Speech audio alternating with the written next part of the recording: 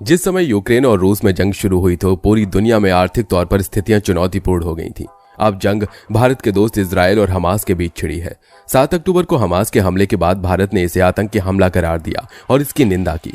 Israel और फिलिस्तीन के बीच संघर्ष लगातार बढ़ रहा है। दोनों ओर से की जा रही भारी बमबारी के चलते अब तक 1000 से ज्यादा लोगों की मौत हो चुकी है और 4000 से ज्यादा लोग घायल हैं। ये जंग रूस यूक्रेन युद्ध के बाद अब दुनिया के लिए एक बार फिर मुसीबत का सबब बनती जा रही है। इसका असर भारत में भी पेट्रोल डीजल की कीमतों में बढ़ोतरी के रूप में देखने को मिल सकता है। अब विशेषज्ञ इस बात से चिंतित हैं कि हमास के साथ इजराइल की जो जंग जारी है उसका असर भारत पर कितना पड़ेगा। इसकी माने तो इस बार भारत को आर्थिक तौर पर काफी मुश्किलें झेलनी पड़ सकती हैं। तो आइए जानते हैं, अगर जंग आगे बढ़ी और दूसरे देश भी इसमें भागीदारी करते हैं तो इसमें कौन कौन से बड़े झटके लग सकते हैं और कैसे 4500 किलोमीटर दूर हो रही इजराइल हमास की जंग से भारत को हो सकता है अरबों का नुकसान। जानने के लिए बने रहिए हमारे साथ वीडियो के एंड तक। सबसे पहले बात करते हैं भारत और इजराइल के बीच दोस्ती कैसे हुई। गौरतलब है कि साल 1952 तक भारत का इजराइल के साथ कोई राजनयिक संबंध नहीं था। वहीं भारत ऐसा देश नहीं है जो किसी भी वैश्विक संकट में तुरंत अपना पक्ष रखता हो। लेकिन मोदी के बयान से पता चलता है कि भारत इजराइल रिश्ते कितने आगे बढ़ चुके हैं। भारत ने 1950 में इजराइल की स्थापना को मान्यता दी, लेकिन औपचारिक राजनयिक संबंध शुरू करने से इनकार कर दिया था। हालांकि इजराइल ने पाकिस्तान और चीन के साथ युद्धों में भारत को सैन्य समर्थन दिया, जबकि अरब देशों ने पाकिस्तान को व्यापक नियमित राजनीति और सैन्य समर्थन दिया। 1992 में औपचारिक संबंध स्थापित होने के बाद रक्षा और व्यापार संबंधों में तेजी आई और इजराइल जल्द ही भारत का दूसरा सबसे बड़ा रक्षा भागीदार बन गया। लेकिन दोनों देशों के बीच अभी भी घनिष्ठ संबंध नहीं थे। एरियल शेरन साल 2003 में भारत का दौरा करने वाले पहले इजरायली प्रधानमंत्री बने, जहां उन्हें भारतीय जनता द्वारा विरोध का सामना करना पड़ा। इसके अलावा भारत ने संयुक्त राष्ट्र महासभा में नियमित रूप से इजराइल के खिलाफ मतदान किया। 2014 में भारत ने सत्ता बदली और दोनों देशों के संबंधों में नई शुरुआत हुई। 2015 और 2016 में भारत ने संयुक्त राष्ट्र के उस वोट से परहेज किया जिसमें इस बात पर चर्चा की गई थी कि क्या गाजा में वर्ष 2014 के संकट के दौरान कथित युद्ध अपराधों के लिए इजराइल को अंतर्राष्ट्रीय आपराधिक न्यायालय के सामने लाया जाना चाहिए। वर्ष 2017 में नरेंद्र मोदी इजराइल का दौरा करने वाले पहले भारतीय प्रधानमंत्री बने। आज ये संबंध पर्यटन से लेकर रक्षा तक व्यापार दायरे में फैला हुआ है। इजराइल और हमास के बीच जारी जंग में India middle east economic corridor का नाम चर्चा में आ गया है। इस प्रोजेक्ट का नाम G20 बैठक के दौरान ऐलान किया गया था। इस योजना में इजराइल भी शामिल है। इस प्रोजेक्ट को चीन के BRI प्रोजेक्ट को टक्कर देने के लिए तैयार किया जाएगा। इस प्रोजेक्ट के तहत 3 क्षेत्रों के बीच शिपिंग और रेलवे लिंक विकसित करने की योजना का ऐलान हुआ था। अमेरिका, सऊदी अरब और इजराइल के बीच संबंधों को सामान्य बनाने के साथ ही भारत से यूरोप तक एक आर्थिक गलियारा बनाने पर जोर दे रहा है। India middle east economic corridor के तहत भारत अरब की खाड़ी और यूरोप से जुड़ेगा। दरअसल इसमें 2 अलग अलग प्रोजेक्ट तैयार होंगे। इसमें से एक पूर्वी गलियारा होगा जो भारत को अरब की खाड़ी से जोड़ेगा। इसके साथ ही उत्तरी गलियारा अरब की खाड़ी को यूरोप से जोड़ देगा। इस कॉरिडोर में रेल मार्ग से इन देशों को जोड़ने की योजना है। वहीं इसमें शिपिंग रूट भी शामिल है। अब इसमें भारत के लिए क्यों है चिंता की बात, तो आपको बता दें कि इजराइल और हमास के बीच जारी युद्ध को लेकर कई देश आपस में बंट गए हैं। भारत जहां इस जंग में इजराइल के पक्ष में खड़ा है तो वहीं ईरान, सीरिया और कतर हमास की वकालत कर रहे हैं। इसके अलावा अमेरिका, ब्रिटेन और उसके सहयोगी देश फ्रांस, जर्मनी और इटली ने भी इजराइल का साथ दिया है। इजराइल हमास के बीच जारी खूनी जंग की खबरें जहां दुनिया भर में सुर्खियां बनी हुई हैं, तो इससे बढ़ने वाले संकट पर भी चिंताएं बढ़ गई हैं। इस युद्ध से वैश्विक स्तर लगने वाले झटकों की बात करें तो सबसे पहला असर कच्चे तेल की कीमतों में इजाफे के रूप में दिखाई भी देने लगा है। संघर्ष की शुरुआत के बाद से अब तक क्रूड की कीमतें 4% से अधिक बढ़ गई हैं। इससे कच्चे तेल से समृद्ध क्षेत्र से संभावित आपूर्ति के झटके के बारे में चिंता बढ़ गई है।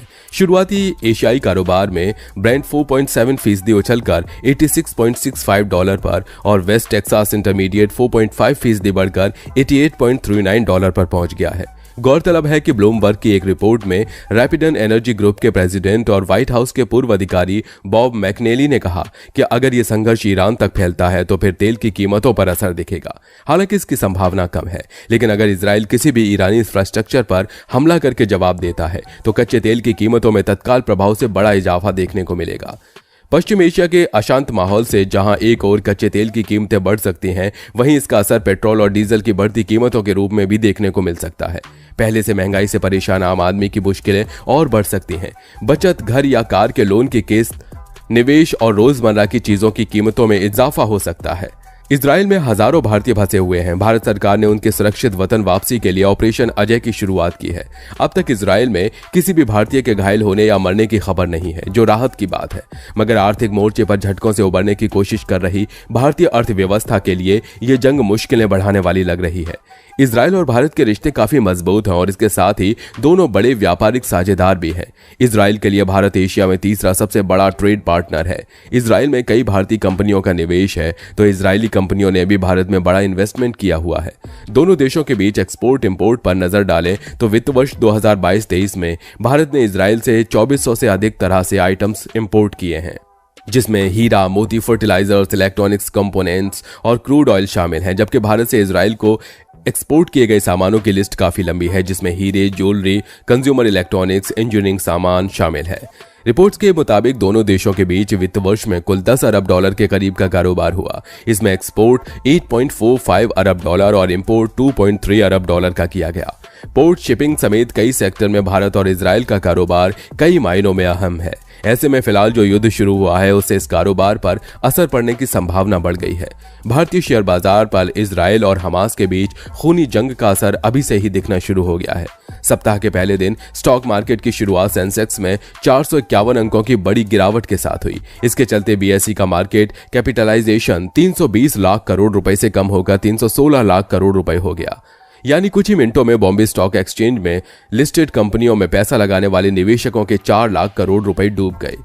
इजराइल हमास युद्ध का सबसे ज्यादा असर डॉलर के मुकाबले रुपए की वैल्यू पर पड़ेगा। युद्ध लंबा खिंचा तो रुपए की वैल्यू से 3 से 4% तक की गिरावट आ सकती है। भारत में 5G के लिए अभी जो टेलीकॉम इक्विपमेंट्स इस्तेमाल होते हैं उसमें करीब 69% विदेश से आयात किए जाते हैं। रुपया कमजोर होने से इनका आयात महंगा होगा। 5G नेटवर्क के उपकरणों पर 2500 करोड़ रुपए का अतिरिक्त बोझ पड़ सकता है। इससे नेटवर्क विस्तार में देरी हो सकती है। इस युद्ध का फार्मास्यूटिकल्स के वर्ल्ड लीडर भारत के दबदबे पर असर पड़ सकता है। भारत पश्चिमी एशिया, उत्तरी अफ्रीका और यूरोप के कई देशों को बड़े पैमाने पर दवा का निर्यात करता है। युद्ध की वजह से बीते 2 हफ्ते में दवाओं की खेप में कमी आई है। इसके अलावा भारतीय कारोबारियों के होम टेक्सटाइल्स और फर्निशिंग कारोबार पर भी बुरा असर पड़ने की आशंका जताई जा रही है, क्योंकि भारत इजराइल को सूती कपड़ों का निर्यात करता है। ये तो रही बात भारतीय अर्थव्यवस्था पर इजराइल हमास युद्ध से पड़ने वाले प्रभावों की। अब जानेंगे कि अगर युद्ध लंबा खिंचा तो भारतीयों की जेब इससे किस तरह प्रभावित हो सकती है। फाइनेंशियल एक्सपर्ट्स जितेंद्र सोलंकी बताते हैं कि किन्हीं भी 2 देशों के बीच जब युद्ध होता है तो उसका असर उन सब देशों पर पड़ता है जिनके साथ उनके आर्थिक संबंध है। मौजूदा ग्लोबलाइज्ड इकोनॉमी में वैसे भी सारे देश एक दूसरे से जुड़े हुए हैं।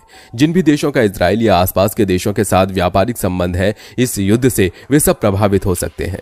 अगर युद्ध लंबा चलता है तो इसका असर पूरी दुनिया पर पड़ना लाजिमी है, जैसा कि रूस यूक्रेन युद्ध में देखा गया। इस युद्ध का असर मार्केट पर भी पड़ेगा। पर्सनल फाइनेंस पर भी इसका कहीं ना कहीं असर पड़ेगा, क्योंकि महंगाई बढ़ेगी। मान लीजिए जिस देश में युद्ध चल रहा है तो उसके साथ अगर भारत के कारोबारी रिश्ते हैं तो भारत के साथ वैश्विक अर्थव्यवस्था पर भी असर पड़ेगा। इसका असर मार्केट पर पड़ेगा। इससे महंगाई बढ़ सकती है, आपके खर्चे भी बढ़ेंगे। अगर आपने कहीं निवेश किया है, खासकर युद्ध प्रभावित देश की किसी कंपनी में निवेश किया है, तो उसका असर आपके निवेश पर देखने को मिलेगा। एनर्जी सेक्टर में निवेश पर भी असर पड़ सकता है। महंगाई बढ़ेगी तो इंटरेस्ट रेट बढ़ेगा। अगर ब्याज दरें बढ़ती हैं तो जाहिर है आपके लोन की EMI भी बढ़ेगी। आपको यह देखना चाहिए कि आपके घर या कार की EMI आपके टेक होम इनकम का 40% से ज्यादा नहीं होनी चाहिए, क्योंकि अगर टेक होम इनकम का 50 या 60% आपने EMI चुकाने में लगा दिया तो ऐसे हालत में आप पर बोझ पड़ना स्वाभाविक है। अगर आपके खर्चे बढ़ गए और EMI बढ़ गई तो जाहिर है कि बचत पर उसका नेगेटिव असर पड़ेगा।